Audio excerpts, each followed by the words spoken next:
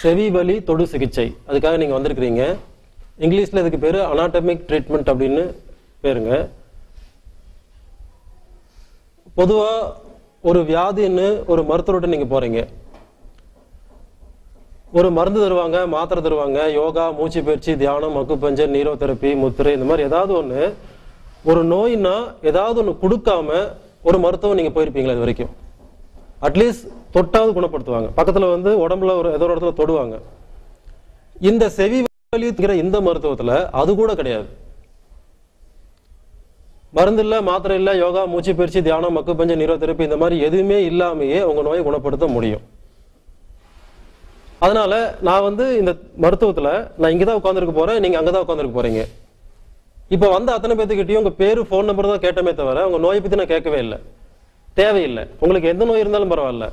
இந்த மருத்துவத்துல மருந்து, மாத்திரை, யோகா, பயிற்சி, தியானம், அக்குபஞ்சர் இந்த மாதிரி எதுவுமே கிடையாது.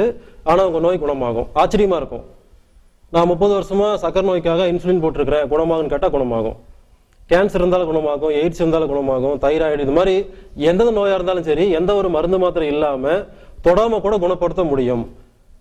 நீங்க யாராலும் இல்ல நான் மாத்திரை சாப்பிட்டு தான் குணப்படுத்திக்குவேன், இல்ல எனக்கு ஏதாவது ஒரு நீங்க பயிற்சி கொடுத்தே ஆகணும் அப்படின்னு சங்கல்பம் இருக்குங்களா? அது கிடையாது. உங்களுக்கு தேவை உங்க நோய் குணமாகணும்.